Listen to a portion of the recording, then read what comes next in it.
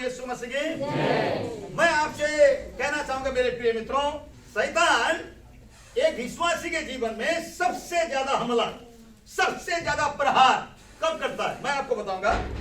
जब वो विश्वास में निर्बल और कमजोर हो जाता है, थक जाता है और हरेस खा जाता है, निराश हो जाता है, तब शैतान उसे गिराने और नष्ट करने के लिए पूरी तौर से योजना बनाता और उसके ऊपर प्रहार करता ताकि उसको विश्वास से हटा दे और अन्य जाति बना दे। हालेलुया। इसीलिए मेरे प्रिय मित्रों, हमें विश्वास में दुर्बल नहीं बनना है, कमजोर नहीं बनना है। हमें दिन प्रतिदिन बलवंत और शक्तिशाली होते हुए आगे बढ़ना चाहिए। अगर यदि हम विश्वास में कमजोर हो जाते हैं, निर्बल हो जाते हैं, शैतान हमें फुटबॉल बनाएगा। बोलो प्रभु यीशु मसीह की। मैं आपको कहना तो इसका सीधा साधा जो है ना उदाहरण हम देख सकते हैं दाऊद के जीवन के अंदर, है ना। देखिए उसने दाऊद के जीवन को किस तरह नष्ट करना चाहा। हम ये जो दूसरा शमूएल 17 का 1-2 हमने पढ़ा है, वहां पर हम देखते हैं। बोलो प्रभु यीशु मसीह की, है ना। फिर अहीतोपेल ने अबशालोम से कहा। अबशालोम कौन था? दाऊद का बेटा था। और इस दाऊद के बेटे के अंदर पहले से अपने बाप के प्रति घृणा और नफरत थी। ये किसी न किसी तरीके से उस राज सिंहासन को छीनना चाहता था। इसने बहुत प्लानिंग बनाई, लेकिन दाऊद के साथ परमेश्वर था, इसलिए वो छीन नहीं पाया। लेकिन अहीतोपेल जो शैतान का प्रतिनिधि है, किसका प्रतिनिधि है? शैतान का प्रतिनिधि। बुद्धि जरूर था, ज्ञानी जरूर था, लेकिन ये एंटी दाऊद था, दाऊद के खिलाफ में था। वो चाहता था कि दाऊद का सर्वनाश हो। वो जो भी सलाह देता था, जो भी एडवाइस देता था, वो एडवाइस 100% सही सिद्ध होती थी। और इसने क्या किया, अबशालोम के पास आया और उसको कहा कि अबशालोम, सत्ता मैं तेरे हाथ में दिला दूंगा और मैं तुझे सलाह देता हूं कि जब दाऊद थका होगा, मादा होगा और निर्बल होगा या दुर्बल होगा, उसी समय मैं उस पर प्रहार करूंगा और उसको मारूंगा, उसको नष्ट कर दूंगा और राज्य तेरे हाथ में आ जाएगा। बोलो प्रभु यीशु मसीह की। मेरे प्रिय मित्रों, मैं साफ साफ आपको कहना चाहता हूं, यहां पर हम देख सकते हैं किस तरह जब दाऊद थका मादा और दुर्बल ताकि हालत में से गुजर रहा था, उस समय अहीतोपेल जो शैतान का प्रतिनिधि है, शैतान का दूत है अहीतोपेल, इसने सलाह क्या दिया, जब वो थका मादा होगा, जब वो दुर्बल होगा, जब वो कमजोर होगा, जब वो निराश होगा, उसके ऊपर मैं प्रहार करूंगा, उसको जो है ना ताड़ना दूंगा, उसको ऐसा पीड़ा दूंगा कि उसको मार दूंगा। मेरे प्रिय मित्रों, मैं आपको कहना चाहता हूं कि आज भी शैतान प्रभु के जनों को ध्यान से देखता है कि कौन सा विश्वासी किस समय ठंडी सांसें लेता है, कौन सा विश्वासी किस समय कमजोर होता है, दुर्बल होता है, कौन सा विश्वासी किस समय कमजोर हो जाता है, दुर्बल हो जाता है, निर्बल हो जाता है और प्रार्थना करना छोड़ देता है, आराधना करना छोड़ देता है, निराशा की खाई में चला जाता है। वो इस तलाश में रहता है, इस खोज में रहता है, हर एक को देखता है। जब एक विश्वासी कमजोर, दुर्बल और निर्बल हो जाएगा, तब उसी समय उसको नष्ट करने के लिए अपना हमला उसके ऊपर बोलेगा। हालेलुया। इसीलिए मैं एक परमेश्वर का दास होने के नाते, सेवक होने के नाते सलाह आपको ये देना चाहता हूं कि निर्बल को भी बलवंत बनना है। हालेलुया। बोलो प्रभु यीशु मसीह की। तो परमेश्वर की स्तुति मेरे प्रियो, है ना। जैसे वो देखता है कि एक विश्वासी थका है, निर्बल है, दुर्बल है, ठंडी सांसें ले रहा है और कमजोर जब हो जाता, उसी समय वो उसके जीवन में परीक्षा लाता और प्रहार करना शुरू कर देता ताकि उसको गिराया जाए। बोलो प्रभु यीशु मसीह की। इसलिए हमें हार का जीवन नहीं जीना चाहिए। हम कई बार क्या करते हैं, हार जाते हैं। हारते नहीं, आपने बोलो हार जाते हैं। अरे कितने और उसको क्षमा करो पास्टर जी, अब तो यहीं तक आ गया ना। हम क्या करते हैं, हार जाते हैं। हम एक दूसरे की चुगलियां करते हैं, मुंह से और कुछ बोलते हैं, मन में और कुछ होता है। ये सारी बातें हमारे जीवन के अंदर पराजय की ओर लेकर जाता है। क्रिश्चियनिटी के अंदर, विश्वासियों के अंदर यदि यूनिटी आ जाए, एकता आ जाए, परमेश्वर के प्रति भूख और प्यास दिल के अंदर आ जाए, तो मैं कहता हूं कि शैतान को उखाड़ कर फेंकने की ताकत और शक्ति खुदा ने हमें दिया। हालेलुया। मैं आपको कहना चाहता हूं, सुनिएगा, मैं आपको कहना चाहता हूं कि शैतान का अधिकार हमारे सिर के ऊपर नहीं है। प्रभु यीशु ने आज से 2020 साल पहले उसको कलवरी क्रूस पर उसके सिर को कुचल दिया, उसका कोई अधिकार नहीं है। लेकिन आज फिर भी कई जो है विश्वासियों के सिर में शैतान का अधिकार है। वो भूत की सपना देखते हैं, उससे डरते हैं, घबराते हैं, शैतान ने किया, शैतान ने हो किया, शैतान ने हो किया। मेरे प्रियो, आप करने दे रहे हैं, इसीलिए वो कर रहा है। आप बलवंत बने, शक्तिशाली बने, उसका सामना करें, और मैं आपको कहना चाहता हूं, आपके सामने से भागेगा। हालेलुया, बोलो प्रभु यीशु मसीह की। जब दाऊद शक्तिशाली था, दाऊद सामर्थी था, दाऊद हिम्मती था, तो क्या शैतान उसको छेड़ने आया? नहीं, नहीं, नहीं। उन्हें बड़े बड़े युद्ध जीते। ये वही व्यक्ति था जिसने गोलियत को पराजित किया था। ये वही व्यक्ति था जिसने बड़े बड़े युद्ध जीते थे। लेकिन ये जब कमजोर हो गया, जब दुर्बल हो गया, जब निर्बल हो गया, ठंडी सांसें लेने लगा, एक साधारण शैतान का दूत अहीतोपेल उसको मारने की प्लान में रहा है। मेरे प्रिय मित्र, भाई और बहनों, बीमारी आपके जीवन के अंदर आ सकती है, बेरोजगारी आ सकती है, निराशाएं आ सकती है, मैं ये कह रहा हूं। लेकिन पराजय और हार को हमें स्वीकार नहीं करना चाहिए। एक धर्मी जन को परमेश्वर का वचन कहता है, मेरा धर्मी जन यदि 7 बार नीचे गिरे तब वो 7वां बार उठकर प्रभु उसको खड़ा। आपको हारना नहीं है। चुनौतियां आएंगी, समस्याएं आएंगी, परेशानियां आएंगी। कभी कभी ऐसा लगेगा यीशु को मानने के बाद भी ये सब क्यों हो रहा है, ये बीमारी क्यों आ गई, मुझे टीबी क्यों हो गया, कैंसर क्यों हो गया, मुझे क्या हो गया, ये सब क्यों हो रहा है, कहां है प्रभु? मैं आपको कहना चाहता हूं कि बाइबल एक गारंटी नहीं देती है कि यीशु को मानने वालों को कभी बीमारी नहीं। तो मेरी बाइबल में तो नहीं लिखा तुमसे, मैं झूठा प्रचार क्यों करूं? खास करके ऐसा लिखा, जो मसीह यीशु में भक्ति के साथ जीवन बिताना चाहते हैं, उनके जीवन में और ज्यादा संकट आए।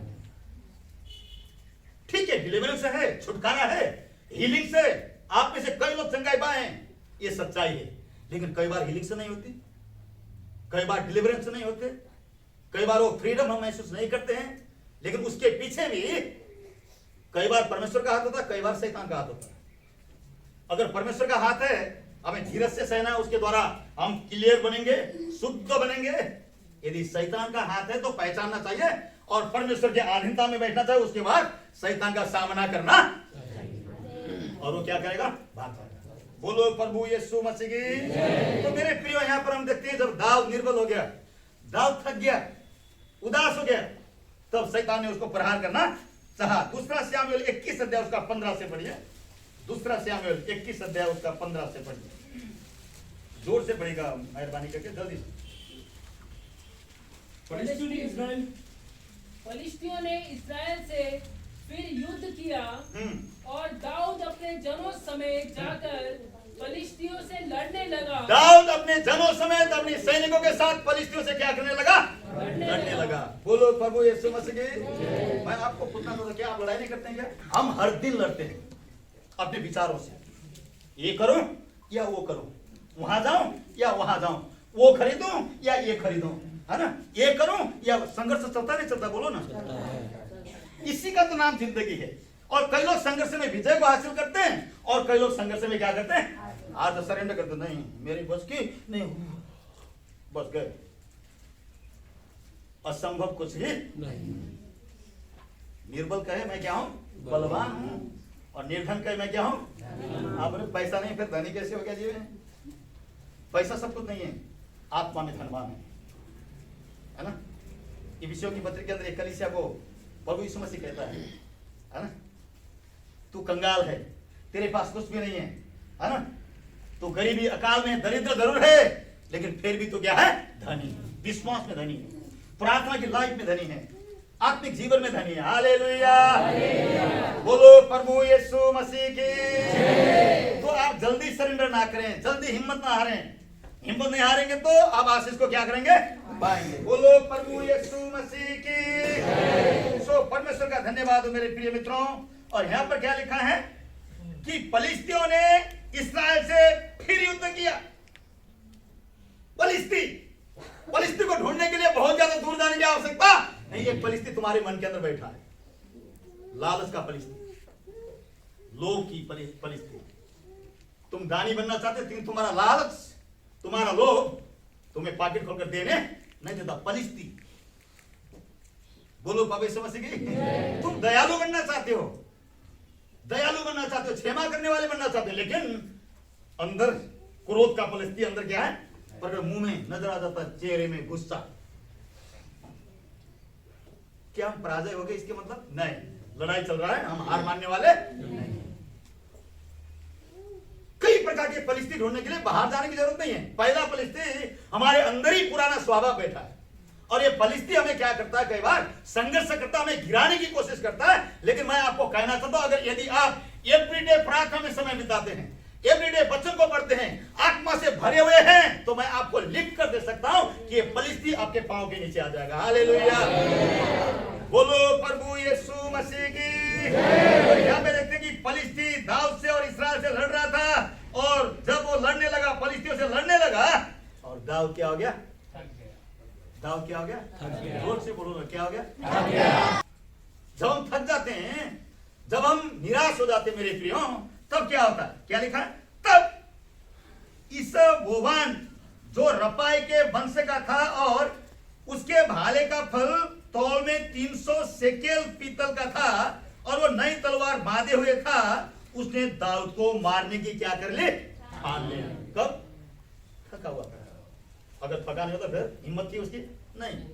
उसने देखा उठकर लड़ने वाला नहीं है, दाऊद थका हुआ है, उसी समय मैं प्रहार करूंगा, उसको क्या करूंगा? मेरे प्रियो, बाइबल के अंदर सुलेमान ये भी कहता है कि मरे हुए शेर को कुत्ता भी क्या करता? डराता है। बोलो भविष्य मसीह की। हम शेर हैं, यहूदा के गोत्र के सिंह, वो शेर हम हैं। हालेलुया। अपनी क्वालिटी को देखिए, अपनी जो है अरे विरासत को देखिए कि आप मसीह में कौन है। हालेलुया। दाऊद यहाँ पे थक गया है, दाऊद विरास हो गया है। उसके बाद उस शत्रु ने क्या बोला? अब मैं इसको क्या करूंगा? मारूंगा। बोलो प्रभु यीशु मसीह की। और उसके बाद क्या होता है? परंतु सरूया के पुत्र अबीशै ने दाऊद की सहायता करके उस फलिस्ती को ऐसा मारा कि वो मर गया। तब दाऊद के जनों ने शपथ खाकर उससे कहा, तू फिर हमारे संग युद्ध में जाने न पाएगा। ऐसा न हो कि तेरे मरने से इस्राएल का दिया क्या होगा? इस्राएल का दिया। ये दिया कौन है? प्रभु यीशु मसीह। क्योंकि उसी के द्वारा तो यीशु को संसार में आना था ना। दाऊद ही मर गया तो फिर कहां से दिया आएगा? इसीलिए उन्होंने कहा कि ऐसा ना कि इस्राएल का दिया बुझाए, तुझे हम युद्ध में ले तो थक जाता है। बोलो प्रभु यीशु मसीह की। मेरे प्रिय मित्रों, क्या आप भी थके हुए हैं? क्या अपने बच्चों की गलत काम करने के कारण, बच्चों के द्वारा उल्टे काम करने के कारण, क्या बच्चों को समझा समझा के आप थक चुके हैं? मैं कहता हूं मत थकिए, मत थकिए। बच्चों का लाइक बच्चों के हाथ में, अगर वो कहना नहीं मानते, लापरवाही करते, छोड़ दो। क्यों हम पहले मरे? क्यों हम उनके लिए रोए? क्या आप अपनी पत्नी की जो है अरे जो बद चरित्र के कारण, अपनी पत्नी की जो बार बार टॉर्चर करने के कारण दुखी हैं, थक चुके हैं? आप कह रहे नहीं इसको मैं तलाक दे दूंगा, इसको मैं छोड़ दूंगा, दूसरी शादी करूंगा, ऐसा सोच रहे हैं? ऐसा सोच रहे थे? अब शैतान को मौका हारना नहीं। मेरी यहाँ कोई मनोरंजन नहीं होता, यहाँ जीवन और मृत्यु के बारे में प्रचार किया जाता है।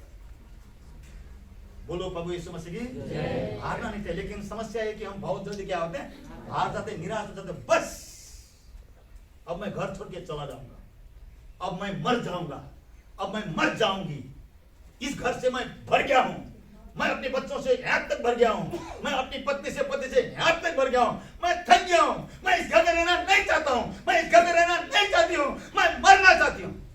ये हम क्या कर रहे हैं? शैतान को मौका। शैतान हंसता है, ये तो मैं चाहता था। बोलो प्रभु यीशु मसीह की। मेरे प्रिय, हिम्मत ना हारें। परिवार के अंदर भी समस्याएं आती हैं, कई बार विचार नहीं मिलते हैं, कई बार विचार नहीं मिलते हैं, कई बार कई आधीनता में रहने के लिए तैयार नहीं होंगे, कई बार कई लोग ओवर बोलने वाले लोग होते हैं, और कई बार मिलता नहीं है।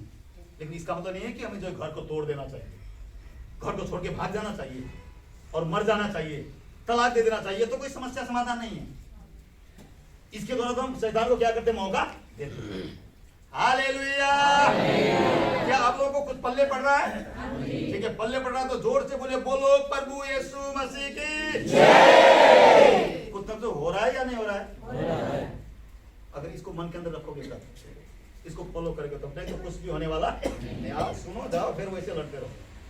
बोलो प्रभु यीशु मसीह की जय। और हम यहाँ पर देखते हैं कि दाऊद क्या हो गया? थक गया। दाऊद एक बहुत ही सफल व्यक्ति था। अगर बाइबल में देखें तो दाऊद एक बहुत ही साहसी, हिम्मती व्यक्ति था। बोलो प्रभु यीशु मसीह की। लेकिन जब वो थक गया, जब वो निराश हो गया, जब वो पतन हो गया, जब उसने सोचा कि मेरे बस की नहीं है, वो जब जाकर अपने हाथ को सेव कर बैठ गया, तब एक छोटा सा फलिस्तीन ने कहा, अब मैं इसको मारूंगा। यही तो मैं देख रहा था कि ये कब थकेगा। जब ये थकेगा, जब ये निराश हो, उसी समय मैं उसको ऐसा मारूंगा कि वो खत्म। हमेशा ठंडी सांसें ना लें। मैं भी पहले ठंडी सांसें लेता था, लेकिन मैंने देखा ठंडी सांसें लेने से शैतान और ज्यादा नीचे क्या करता। बोलो प्रभु यीशु मसीह की। तो हमें हिम्मत नहीं हारना चाहिए मेरे प्रियो। जब हिम्मत हारते हैं, जब दुर्बल हो जाते हैं, शैतान प्रहार करता। हमने देखा दाऊद के जीवन के अंदर। हालेलुया। कई बार हम लोगों की भलाई करते करते क्या होते हैं, थक जाते हैं। उसके मैंने इतना किया, फिर भी उसने मुझे गाली निकाला, मुझे वो किया। उसके बाद हम रोक देते, नहीं अब नहीं करेंगे। वो भी सही नहीं। बोलो प्रभु यीशु मसीह की। वो भी सही नहीं है। पढ़िए गलातियों 6:9, जल्दी से पढ़ो। गलाती 6:9, गलाती 6:9। हम भले काम करने में साहस न छोड़ें। हम भले काम करने में साहस। एक दूसरे को बोलो, तुम भले काम करने में साहस मत छोड़ो। बोलो प्रभु यीशु मसीह की। हम भले काम करने में साहस ना छोड़े। क्यों? क्योंकि अगर यदि हम साहस नहीं छोड़ेंगे तो उचित समय पर फसल को क्या करेंगे, काटेंगे। हालेलुया। समस्या यह है कि हम कई बार साहस छोड़ देते हैं, हिम्मत हार जाते हैं और हम बहुत निराश हो जाते हैं। उसके बाद शैतान का हमला का एक पात्र बन जाते हैं। बोलो प्रभु यीशु मसीह की। हम भले काम करने में साहस न छोड़ें। पढ़ो बेटा। हम भले काम करने में साहस न छोड़ें। हाँ, क्योंकि यदि हम ढीले न हो। यदि हम ढीले ना हो। हालेलुया। ये ढीले का मतलब क्या है, बताओ मुझे। ढीले का मतलब क्या है? ढीले का मतलब क्या है? मम्मी ने, पापा ने बेटी को बोला, बेटी वो वहां जाके मार्केट में जाके ना 3 किलो प्याज लेके आना। एक बार बोला, 3 घंटे के बाद मम्मी आई, बेटी वहीं बैठी है, गई नहीं। अरे तू गई नहीं? आपको क्या पता मेरे कमर में इधर इधर इधर इधर इधर सुनते आ रही, आ रही, वो आ रही। अब वहीं पे महाभारत शुरू हो। वो क्या है? ढिल्लापन, सुस्ती, काम देने पर काम नहीं करना या उल्टा जवाब देना। आलसी कहता है कि सड़क में क्या होगा, शेर होगा जंगल में। अरे उधर तो धूप है, धूप लगती इसलिए नहीं जाऊंगा। उधर कांटे सूखते हैं, वो उधर बारिश हो रही है। ये सब बहानाबाजी है। कम से कम मैं ऐसा बहाना नहीं करता हूं। बोलो प्रभु यीशु मसीह की। अगर ऐसे कोई बहानेबाजी यहाँ बैठे तो आपको मुझे ऊपर गुस्सा जरूर आएगा, लेकिन बहाना करना छोड़ दो। इधर बहाना चलेगा, उधर बहाना चलने वाला। खुदा ने 2 हाथ दिए हैं, खुदा ने आंखें दी है, खुदा ने पांव दिया है, खुदा ने माइंड दिया है। क्या ये बैठकर खाकर सिटिंग है ना, ईटिंग, वही करने के लिए दिया है? नहीं नहीं, संघर्ष तो करना होगा। बोलो प्रभु यीशु मसीह की। आप इतिहास पढ़ के देख लो, धीरूभाई अंबानी से लेकर चौधरी गुरु, संसार के जितने बड़े सफल व्यक्ति हैं, उनका इतिहास पढ़ो, वो बिना संघर्ष वहां तक पहुंचे। अरे खा पी कर उधर ही से आप सुपरमैन बनना चाहते हैं? नहीं नहीं, नहीं होगा। हर विजय को प्राप्त करने के लिए संघर्ष करना अनिवार्य है। बोलो प्रभु यीशु मसीह की। तो यदि हम ढिल्ले ना पड़े, ढिल्ला नहीं पड़ना मेरे भाई बहनों, ध्यान से सुनिएगा। ढिल्ले पड़ेंगे तो हम फसल नहीं काटेंगे। ठीक है, खेतों के अंदर रोपाई चल रही है, रोपाई जीरी लगा रहे, धड़ाधड़ धड़ाधड़, आलसी मजे से सो रहा है। सबके खेतों में धान हो गई, सब लोग जाकर हंसवा देकर धान काट रहे हैं। अबे आलसी सिर खुदा के बोलता है, मैं कहां जाके काटूं? मैं कहां जाके काटूं? सुनो मेरी बात को, मैं कहां जाके क्या करूं? काटूं। उसके बाद रात को जाकर किसी के खेत में धान काटा। अगर किसी ने देख लिया फिर उसका ठीक होगा नहीं। कई लोग पकड़े गए हैं, कई लोगों को गिरफ्तार किया गया। अरे भैया जी, जब दूसरे लोग बो रहे थे, तुम क्या कर रहे थे? सो रहे थे। बोते समय में सोते हो और काटते समय जाके दूसरों का काटते हो। अरे वो तुम्हें काटेंगे। मैं आलसियों के ऑपोजिट में हूं और बाइबल के ऑपोजिट में। मैं विश्वास करता हूं आलसी नहीं है। अगर यदि आलसी हैं, 6 महीने से आप कह रहे हैं कि नौकरी नहीं मिलता है, 10 साल से बोल रहे हैं कि नौकरी नहीं मिलता, तो आप आलसी हैं। 10 साल से बैठकर भात की रोटी काट रहे हैं, कहीं नौकरी करो बोलो तो बोलते हैं मिलता ही नहीं। अरे सीधी कुर्सी में बैठकर अफसर की नौकरी थोड़ी मिलेगी, 10वीं पास नहीं किया है, फिर तुम्हें कोई मैनेजर थोड़ी बनाएगा कंपनी का। पढ़ते समय में तुमने पढ़ाई नहीं किया, सर्टिफिकेट 9 की है और कहती हूँ मैं मैनेजर बनना चाहता हूँ। कंडक्टर भी नहीं मिलेगा, बर्तन साफ करने के लिए। आलू प्याज बेचो बाहर जाके कम से कम। भाई झूठ तो नहीं बोल रहा नहीं नहीं। फिर सच। बोलो प्रभु यीशु मसीह की। इसलिए आलसी नहीं बना। वो जिब्रात भाई बैठे हैं पीछे, अगर 3 महीना बेले बैठ के उनको बुरा हाल हो जाता, वो काम करके ही खुश होते, क्योंकि आदत है ना उनको काम करने में। मैं भी ऐसा ही हूं, मुझे कुछ ना कुछ करना चाहिए, क्योंकि जिंदा हो ना, मरने के बाद छोड़ देंगे कर। मरा हुआ व्यक्ति कुछ नहीं करेगा बस। अरे जिंदे हाथ हिलाएगा, पांव हिलाएगा, कुछ ना कुछ तो करेगा ना। तो हम भी जब तक जिंदे हैं, चाहे 80 साल के हैं, यदि आपके हाथ पांव से तो काम करके खाना चाहिए। बोलो प्रभु यीशु मसीह की। मैं ऐसे लोगों की तारीफ करता हूं जो परिश्रमी है। मैं ऐसे लोगों को स्वीकार करता हूं जो सही में हिम्मती हैं। हालेलुया। बोलो प्रभु यीशु मसीह की। कई लोग ढीले पड़ जाते हैं, भले काम करके ढीले पड़ गए, उसको मदद किया, उसने गाली निकाली, मदद करना बंद। बोलो प्रभु यीशु मसीह की। और उसके बाद रोमियो 12:21 कहता है, बुराई से ना हारो। बोलो बुराई से ना हारो। बुराई से ना हारो। किससे बोल रहे हैं हम लोग? एक दूसरे को बोलो, बुराई से ना हारो। बुराई से ना हारो। हाँ, परंतु भलाई से बुराई को क्या कर लो। कितने लोग बुराई करते हैं हमारे, करते कि नहीं करते? क्या जाकर उनसे लड़े, उनको प्रूफ दे कि नहीं मैं भला हूं, ऐसा बोले? नहीं नहीं नहीं, हमें उनके सामने अपनी सत्यता प्रकट करने की आवश्यकता नहीं। तुम अच्छे बनोगे तब भी लोग जलेंगे, तुम बुरे बनोगे वो तो है ही। बोलो प्रभु यीशु मसीह की। ठीक है जी। आप अच्छे व्यक्ति बनोगे ना, तब भी कुछ लोगों को हजम नहीं होगा। बोलो प्रभु यीशु मसीह की। सुन लो, उदाहरण के लिए एक कंपनी के अंदर 2 लोग थे।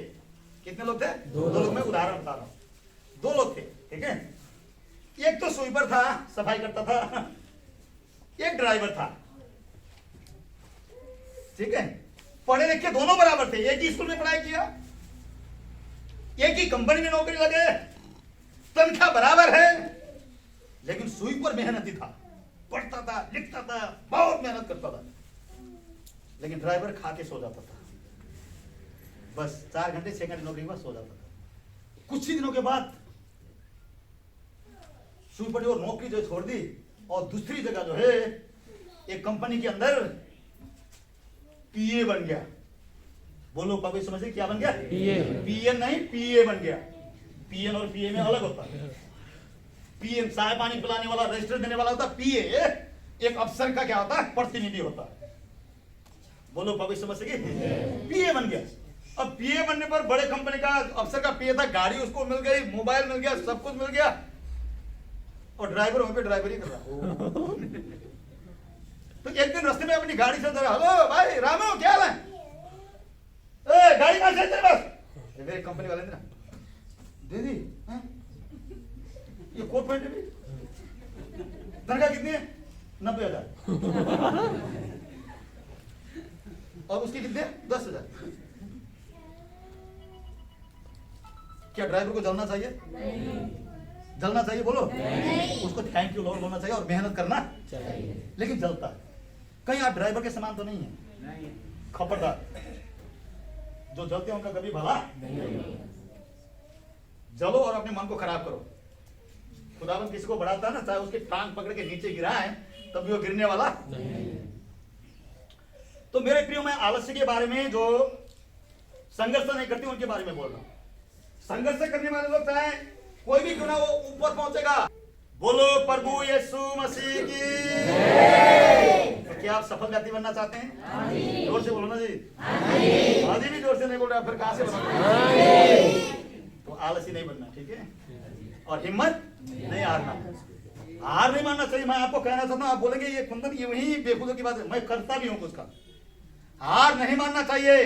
कंप्यूटर चलाना है तो पंगा लेके सीखो, मोबाइल चलाना नहीं आता पंगा लेके सीखो, लिखना नहीं आता पंगा लेके लिखना सीखो, पुट्ठा पंगा करो, हो जाएगा। बोलो प्रभु यीशु मसीह की। जिस दिन आपने हाथ खड़ा कर दिया मेरे से नहीं होगा, ये मेरे बस की नहीं है, बस गए। बोलो प्रभु यीशु मसीह की। तो इसीलिए क्या लिखा है?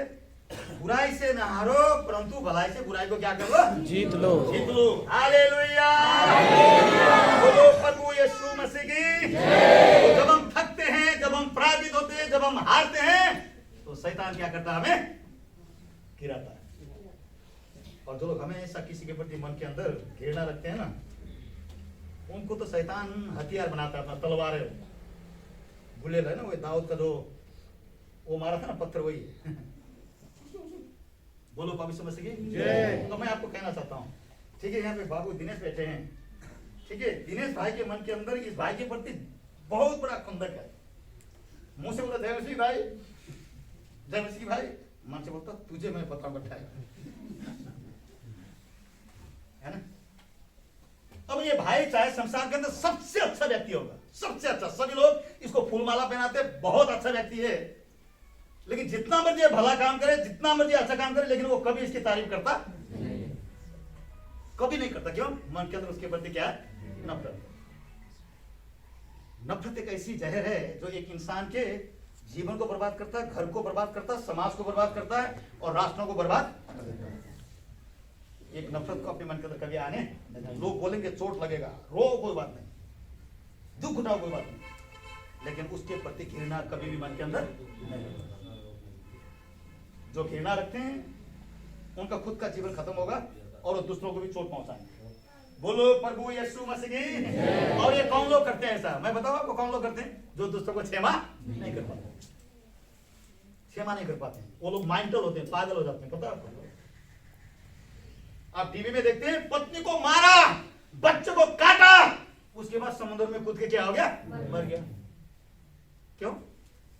हार गया, पत्नी से हार गया, बच्चों से हार गया। उसके बाद कितना आसान तरीका निकाला, उनको मारा, खुद भी क्या हो गया? यही होता है जब एक व्यक्ति क्षमा नहीं कर पाता।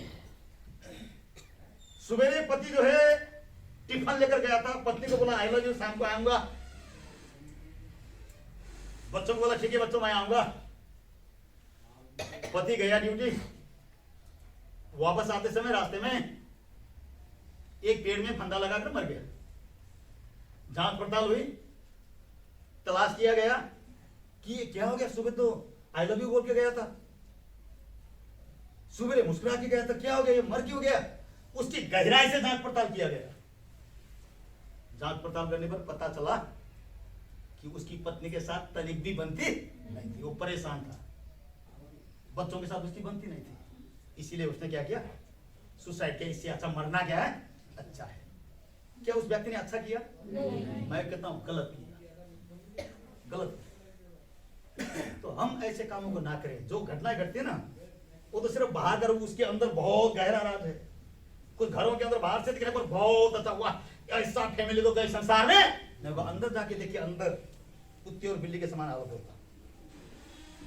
ज्वालामुखी एक दिन में बनकर फटता नहीं है, कई साल, हजारों साल से लावा बनाता अंदर, वो लावा बढ़ता हुआ जाता, बढ़ता, उसके बाद ब्लास्ट हो जाता, वैसा ही। इसीलिए दूसरों के प्रति नफरत और घृणा हमें अपने मन के अंदर रखना नहीं चाहिए। बोलो नहीं चाहिए। धीरे क्यों बोल रहे हैं? नहीं चाहिए बोलो। यस, बोलो प्रभु यीशु मसीह की। यदि हम ऐसा करते हैं तो शैतान क्या करता है? ध्यान से देखता है कौन घृणा से भरा है, कौन डरा हुआ है, कौन हारा हुआ है, ऐसे देखता है, ऐसे। अच्छा अच्छा यहाँ बैठा, अच्छा ये डरपों की तरह है, उसके अंदर 4 भूत और डाल देगा। बोलो प्रभु यीशु मसीह की। जो बोलते ना मैं बीमार हूँ, बीमार हूँ, बीमार, उसको देखा, अच्छा ये बीमारी को सुधा, ये ले तुझे ये भी लग जाला। सही में बीमारी तो लो। हालेलुया। तो मैं आपको कहना चाहूंगा, ऐसे व्यक्ति जो हमेशा निराशा में, उदासी में, हमेशा पराजय के बारे में विचार करते हैं, उनको शैतान क्या करता है? ऐसे, ठीक है, चर्चे के अंदर 200 लोग बैठे हैं, देखेगा कौन सी डरी हुई है, कौन है जो बार बार भूतात्मा की बात नहीं करती है? अच्छा यही है। बोलो प्रभु यीशु मसीह की। पढ़िए पहला पत्रस 5 का 8 और 9, जल्दी जल्दी, टाइम हो चुका है, बाकी बात करते मैं बताऊंगा। हाँ पढ़िए पहला पत्रस 5 का 8 9। सचेत हो, सचेत हो, एक दूसरे को बोलिए सचेत हो, जोर से बोलिए सचेत हो, और जोर से बोलिए सचेत हो। अब आगे बढ़िए। और जागते रहो। और क्या एकदम, आपने देखा है एक सांप रास्ते से चल रहा होगा ना, अगर कुछ आवाज सचेत होता है। यीशु ने क्या बोला? सांप के समान चतुर और कबूतर के समान क्या बनो? सचेत रहो और क्या रहो? जाग के सोते मत रहो। इसका मतलब ये नहीं कि रात को लाइट जला के जागते रहना, ऐसा नहीं है, ऐसा मरोगे फिर। आत्मिक रूप में जागो। आत्मिक रूप में क्या करो? जागो। तुम्हारी मन की आंखें खुलनी चाहिए, बुद्धि की आंखें खुलना चाहिए। सचेत रहो और जागते रहो और आगे बढ़ो। क्योंकि तुम्हारा विरोधी शैतान, क्योंकि तुम्हारा विरोधी शैतान गरजने वाले सिंह के समान, गरजने वाले सिंह के समान इस खोज में रहता किस है। खोज में रहता है? इस खोज में तो क्या करता? खोजता है। खोजता है कौन सी है वो डरपों? ऐसे खोजता है, ऐसे ऐसे। अच्छा, निराशा का घर इधर ही है। सारे निराशा के आदमी इसी के अंदर आ जाओ। जो बार बार मैं बीमार हूँ बोलता, जब दूसरे लोग, चार लोग बोले तू बीमार है तो खुश भी होता है। ऐसे बात, अच्छा यही है, ऐसे लोगों को ढूंढता हो। क्या लिखा वहां पे? खोज में रहता खोज में रहता है। खोज में रहता है कि कौन कमजोर है, खोज में रहता है कि कौन दुर्बल है, खोज में रहता है कि कौन निराश है, खोज में रहता है कि कौन बार बार पराजय की बातें करता है। उनके खोज में रहता है ताकि उनको क्या करे? फाड़ खाए, उनका शिकार करे। बोलो प्रभु यीशु मसीह की। खोज में रहता है, इसलिए हिम्मत नहीं हारना चाहिए। इसलिए हमें हरेश नहीं खाना चाहिए, क्योंकि वो खोज में रहता है कि किसको कोई मिले तो उसको मैं क्या करूं? काट डालूं, उसको विश्वास से हटा दूं, उसको परमेश्वर से, कलीसिया से बाहर फेंक दूं, उसको नाश कर दूं। यही शैतान का क्या है? प्लानिंग है, जैसे दाऊद के बारे में थी। बोलो प्रभु यीशु मसीह की। अब दूसरा कुरिन्थी 2 अध्याय के 11 पद में क्या लिखा है? दूसरा कुरिन्थी 2 अध्याय उसके 11वें पद में लिखा है कि हम शैतान की योजनाओं से अनजान नहीं है। उसकी योजनाएं बड़ी प्लानिंग होती है। बोलो प्रभु यीशु मसीह की। उसकी प्लानिंग से हम अनजान नहीं। उसने कैसे, है ना, हब्बा को बहकाया था। उसने कैसे दाऊद को 1 2 3 4 5 6 गिनने में जो है उसको प्रेरणा दी थी। उसने किस प्रकार से जब दाऊद छत के ऊपर घूम रहा था उसके मन के अंदर व्यभिचार का विचार डाला था। हम तो अनजान तो नहीं है ना। बोलो अनजान है क्या? नहीं। जानने के बाद भी कुछ लोग गिरते हैं, शैतान के फंदे बने रहते हैं। हम अनजान नहीं है। पढ़ो पढ़ो उसको। कि शैतान का हम पर दाव न हाँ, चले। शैतान का हम पर दाव ना चले। दाव, दाव का मतलब क्या है? दाव का मतलब क्या है? मौका। मौका क्या करता है? देखता है मौका। बोलो पवित्र, दाव ना चले। आगे बढ़ो। क्योंकि हम उसकी युक्तियों से अनजान नहीं। क्योंकि हम उसकी युक्ति, उसकी योजनाओं से अनजान नहीं है। बोलो प्रभु यीशु मसीह की। क्या शैतान को मौका देना चाहिए? नहीं। हमें तो पता है, ठीक है, हमें तो क्या है? पता है। इसीलिए हमें शैतान को मौका नहीं देना चाहिए। बोलो प्रभु यीशु मसीह की। सो परमेश्वर की महिमा। इससे पहले कि मैं समाप्त करूं, एक उदाहरण देकर समाप्त करना चाहूंगा। मेरे प्रियो, हम जब निर्बल होंगे, जब दुर्बल हो जाएंगे, जब हम ठंडी सांसें लेने लगेंगे, उस समय शैतान आकर बोलेगा चढ़ जा फांसी में, मर जा। तेरी पत्नी तुझसे प्यार नहीं करती, रेल के नीचे जाके मर जा, जय खा ले। देख, सभी लोग तुझसे घृणा करते हैं, संसार में तुझे प्यार करने वाला कोई भी नहीं। मर जा, मर जा, सुसाइड करना चाहिए तुझे, मर जा। शैतान आकर यही बोलेगा। फिर वो तो शैतान की आवाज के क्या करते हैं? सुनते हैं, फिर मर जाते हैं। सुसाइड करने के लोगों की यही है तरीका। वो सुसाइड क्यों करते हैं? वो यही सोचते हैं कि मेरा कोई भी नहीं है, मेरे ऑपोजिट में सारे हैं। फिर वो प्लान बनाता है मरने का। और वो कहां से आती है? शैतान की ओर से प्रेरणा आती है। एक भाई हमारे बहुत पुराने विश्वासी हैं, बहुत साल पहले उन्होंने रोते हुए मुझे गवाही दी। घर के अंदर इतना परेशानी आई, इतनी समस्या आई कि वो भाई विश्वासी था, उसको बाइबल का ज्ञान था। मैंने उसको बाइबल टीचिंग देती, तालीम तक दिया। हरेश का क्या है ना, बहुत परेशान होते हैं। जब एक कालका वाला जो रेल की फाटक है वहां पे गया और जाकर वो वहां पे लेटने के लिए तैयार हो गया। और उधर से रेल आई, वो वहां पे लेटने के लिए तैयार है। उसी समय एक वचन उसको याद आया, तो सच में प्रचार किया गया। तेरी माता तुझे भूल सकती है, जैसे माता अपने बालक को प्रेम करती उसी प्रकार मैं भी तुझे प्रेम करता हूँ। भाई तुझे मरने की आवश्यकता नहीं, मैं तेरे लिए क्रूस पर प्राण दे दूंगा। ओके तब तक मैं रोते हुए वापस आया हूँ और उसके बाद उसने दोबारा मरने की कोशिश नहीं करी। आज भी जिंदा है। कितनी जल्दी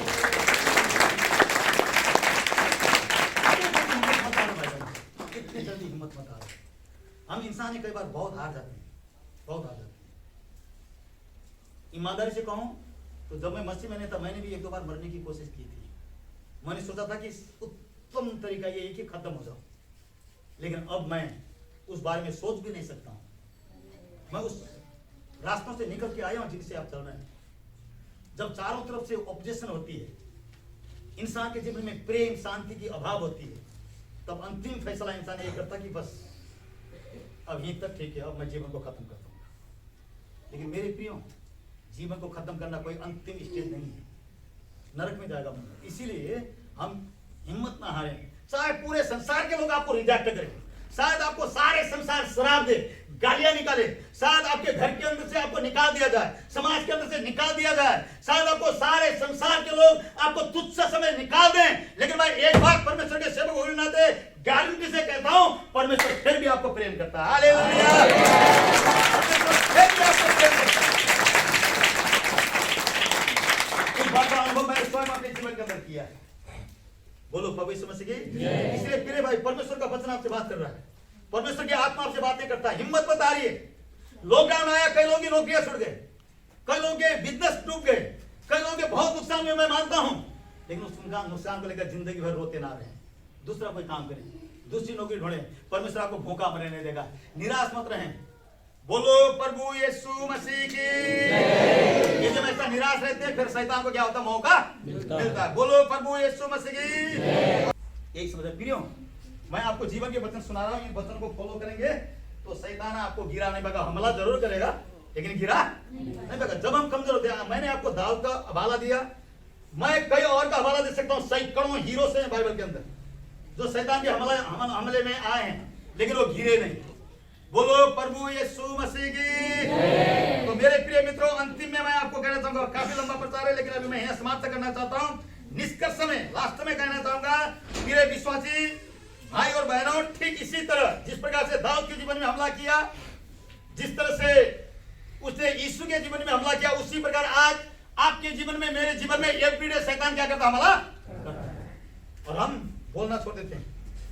पति पत्नी लड़ते हैं, उसके बाद 4 दिन तक बोलते नहीं। किसको मौका दे रहे हैं? शैतान। माँ बाप लड़ते हैं, उसके बाद 10 दिन तक बोलते नहीं। ये किसको मौका दे रहे हैं हम? देना चाहिए नहीं देना चाहिए? फिर क्यों दे रहे हैं? उसी समय बोलो ना, कमजोरी तो है ना, सिद्ध थोड़ी हम सब। बोलो प्रभु यीशु मसीह की। कोई सिद्ध बैठा है यहाँ पर जिसको कभी गुस्सा नहीं आता हो? सिद्ध कोई भी नहीं। जब कमजोर है तो दूसरे की कमजोरी को भी थोड़ा सा माफ करना, हमेशा अंगूठा दिखाएंगे। विश्वासी होकर भी ऐसे बोलते हो ना, बोलते नहीं बोलते? विश्वासी क्या इंसान नहीं है क्या? बोलो, विश्वासी इंसान नहीं है क्या? विश्वासी भी वही कपड़ा पहनता जो अन्य जाति पहनते हैं, विश्वासी भी वही दाल भात तरकारी खाता जो अन्य जाति खाते हैं, विश्वासी भी कपड़ा चाहिए, पत्नी चाहिए, घर चाहिए। कोई विश्वासी सीधा स्वर्ग में जाता है क्या यीशु को स्वीकार करते? बोलो प्रभु यीशु मसीह की। इसलिए ऐसे ऐसे शब्दों को बोलना छोड़ दो, एक दूसरे के साथ मिलकर रहें। और मैं आपको कहना था, शैतान को हम क्या करेंगे? भगाएंगे। हालेलुया। तो प्रिय विश्वासी भाई बहनों, ठीक इसी प्रकार से जैसे उनके जीवन के अंदर उसने हमला किया, हमारे जीवन के अंदर भी हमला करने के लिए तैयार है। इसीलिए हम सबको प्रभु यीशु मसीह में मजबूत होना चाहिए, बलवंत होना चाहिए और शैतान का सामना करना चाहिए। बोलो प्रभु यीशु मसीह की। इफिसियों 6:10 पढ़िए, फिर मैं समाप्त करूंगा। इफिसियों 6:10 जल्दी से। इफिसियों 6:10। इसलिए प्रभु में, हाँ, इसीलिए प्रभु में। किसमें? कुछ लोग प्रभु में नहीं, बॉडी बनाते हैं, मोटे होने का दवाई खा रहे हैं, ऐसे शरीर को मोटा बना रहे हैं, लेकिन अंदर से नहीं है। पढ़ाते हैं बाहर बहुत पहलवान है, बता दूंगा मैं उसको। बाहर बहुत पहलवान है, लेकिन मसीह में चलते समय कैसे? अपंग है। चलते में ऐसे नहीं जाने के लिए बोला था, लेकिन क्या करूं, वो फिर फोन करेगा। ठीक है, हंसी कोई बात नहीं तरह, लेकिन मैं सच्चाई बोल रहा हूं। आप बाहर का बॉडी बनाइए, धन्यवाद हो, बनाइए, बनाना चाहिए, लेकिन अंदर से भी हमें उतने ही मजबूत होना चाहिए। अंदर से भी मजबूत होना, तब शैतान भागेगा। आप चाहे जितना मर्जी हाथी जैसे मोटे क्यों ना हो, शैतान आपको एक फूंक में गिरा देगा। चाहे आप जितने मर्जी पतले क्यों ना हो, यदि साहस आपके अंदर है तो हाथी जैसा शैतान भागेगा। बोलो प्रभु यीशु मसीह। तो इसीलिए मेरे प्रिय मित्रों, मैं आपको कहना चाहता हूं, बलवंत बने। यहाँ पे संत पाउल क्या कह रहा है, इसीलिए प्रभु में और उसकी शक्ति में बलवंत बनो, शक्तिशाली बनो, उसके सारे अस्त्र शस्त्र धारण करो। अब मैं लास्ट में क्या कहूंगा कि अगर यदि सत्य में आप बलवंत बनना चाहते हैं, आप शैतान के ऊपर विजय हासिल करना चाहते हैं, तो मैं 3 मंत्र आपको दूंगा। बोलो प्रभु यीशु मसीह की। अगर ऐसा चाहते तो सबसे पहला, एक, परमेश्वर के साथ एक गहरा संबंध, रिलेशन रखें। मरकुस 1:35 कहता है कि प्रभु यीशु मसीह अर्ली इन द मॉर्निंग पहाड़ में जाता था, और परमेश्वर के साथ जो संबंध था ना, वो संसार की कोई ताकत तोड़ नहीं सकती थी यीशु का, इसीलिए वो शैतान को गिराता था। आज भी जो लोगों का संबंध प्रभु के साथ है ना, उनको शैतान गिरा नहीं सकता है, क्योंकि प्रभु उसको क्या करता, संभालता है। एवरी डे मॉर्निंग में उठकर हमें परमेश्वर के साथ गहरा रिश्ता, आत्मा से भरकर प्रार्थना करना चाहिए।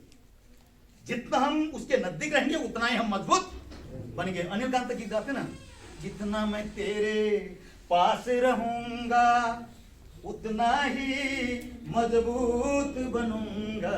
बम्बई में बैठकर गीत गाते हैं अनिल भाई, लेकिन हकीकत में वो व्यक्ति मजबूत है, मुझे पता, वो प्रार्थना करने वाला है।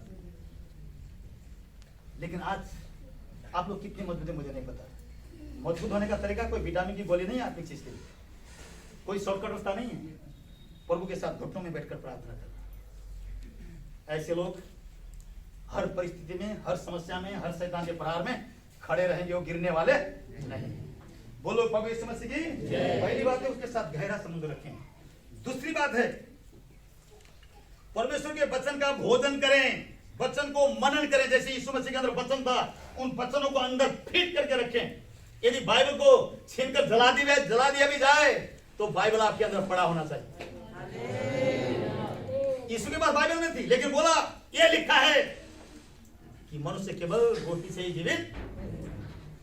हमारे अंदर बाइबल होना चाहिए, परमेश्वर का वचन हमारे दिल में होना चाहिए, ठीक है।